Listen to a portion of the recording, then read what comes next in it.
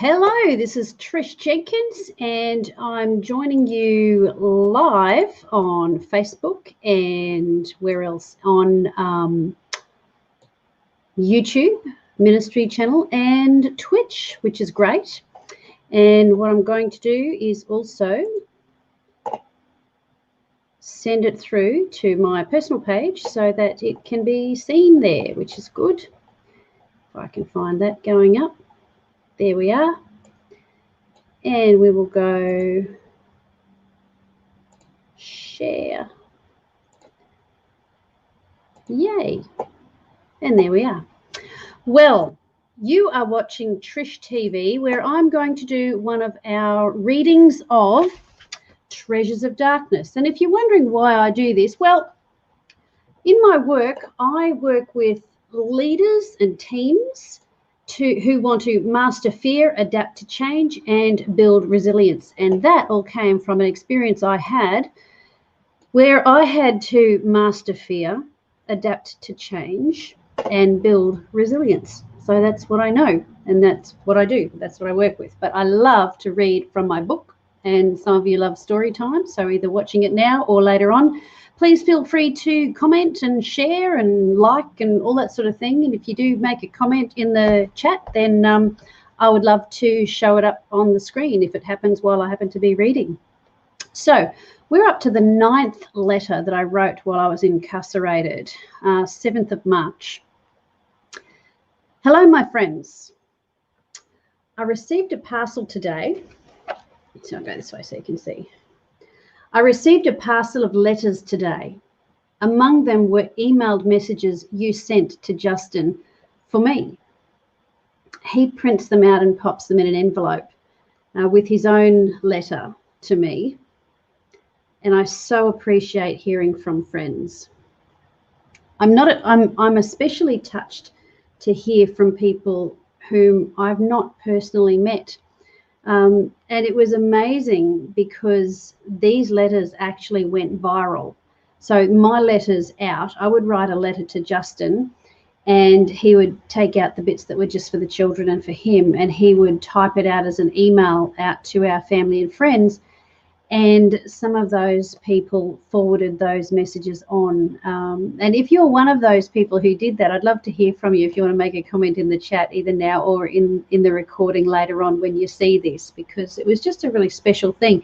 And I would start getting letters from people that I'd never met. And in fact, Trish and Andrew King, you had your home cell group. You all sat down one week and you decided that in that Wednesday night group, you were all going to write me a letter. And I got a bunch of letters saying, Trish, you don't know me, but we pray for you every week. Just if you're one of those people, please let me know. It was just so, you have no idea how that helped my mental health as well. Thank you so much. So it was just beautiful. Yeah, so it amazed me that my letters went viral, forwarded over the internet, and strangers wrote to encourage me. They told of how my letters touched them, which is pretty amazing. I prayed today for a lady who has a particular job that's in the laundry. It's a hard job for her, and people often complain about it not being done right. I won't go into detail as I don't want her identified when the prison reads this letter. Okay, so so in my book, I would write some things that were the actual letter. And then I wrote, you probably can't really tell, they're not down here. I wrote in italics to show the extra commentary that I was using, that I put in there to give it a bit of context, because the real letters, there was only so much I could say. So in italics, I put, so her job was doing laundry. We each had a bag we put laundry in, and our bags have our cell numbers on them. And we write a list on a bit of paper of what's in our bag and put it in the bag. So she opens up the bag, it's got what's in there and a list of what's in there, so that when it's washed, she checks the list. This is, bag number 6. So these are the items that were in that bag. Okay. Sounds fairly simple enough, but it wasn't. She was supposed to put a bag full in the washing machine, then the dryer, then put it back into the numbered bag. If items such as towels were not quite dry, she could use the clothes horse in the yard, which also doubled as a screen behind which tattoos were done. We read about that before. Unfortunately, things often went missing or got mixed up. Okay, so this was causing a problem. Anyway, her difficulties make her snappy, and a few women were fed up. I could see trouble looming, so I got in first. So I thought I'd provide some answers and maybe give her some help and maybe some advice or something. Trish, the know-it-all. It's like, oh, see, this is when you think you know what the problem is because you hear what people are complaining about, but you don't really know until you ask some questions and you actually bother to care about the person, and then you might actually find out what the problem is and then care about them. I wasn't quite that advanced yet. All I knew is that a whole lot of women were getting cranky and antsy, and they were talking about having a go at her, not physically, but it was getting quite a, because these clothes are the things that are closest to your body. They mean there's so little control that you have over anything in there that your personal items and the shirt on your back, you don't want to be wearing just anybody's, it's yours. So if someone messes it up and gets it wrong, then it's quite aggravating, frustrating. So I said to her, you know that thing that I'm not allowed to talk about? Yes, she answered.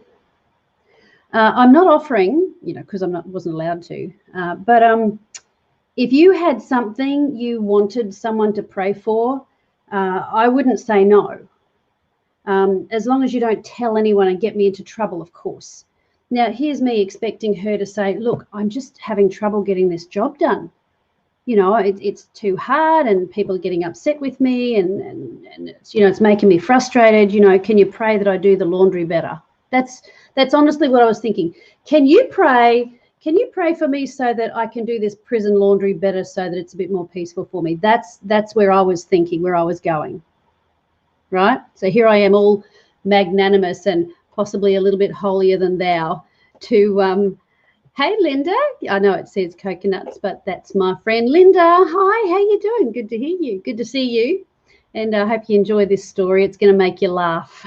It is. So there's me thinking that I'm gonna do a good thing for everybody, and they're gonna think I'm pretty good. So I'm waiting for her to tell me, what I can pray for so that things get better. And she looked at me and she said, my kids. And she was getting teary. She starts to cry. She said, I didn't expect that. Once again, I marveled at my own selfishness for not seeing beyond the surface issues, the ones that affect me. Her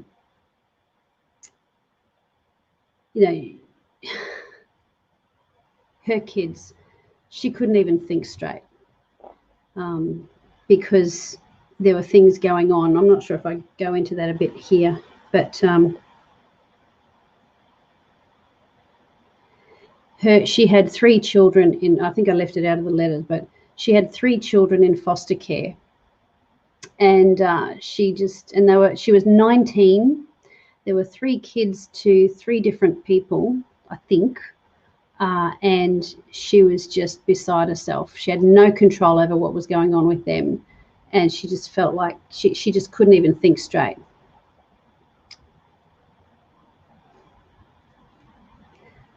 So I prayed for her kids and covered and bound everything else while I was at it, including repenting together of our attitudes. And I also prayed for her to have a clear head and to do her job well. That's funny. The irritation in the unit simply disappeared. It just did. prayer is so much more effective than advice. Imagine the conflicts that we would avoid. Imagine the conflicts we would avoid if we applied that strategy all the time. All the time. So this poor girl, there she was. I thought it was one thing, turned out to be another thing. It was her kids. So next time you get antsy with someone, and this is the same in the workplace, you know, instead of addressing an issue that affects you, maybe just pause and care about the person and say, hey, how are you? What's going on in your world? Because sometimes that very act of caring about someone is half the problem solved. And I wasn't bothered by my laundry getting messed up after that. It was a good lesson. So I hope you enjoyed that. That's a short and sweet one. I'll finish that letter next time. All right. Bless you heaps. Bye.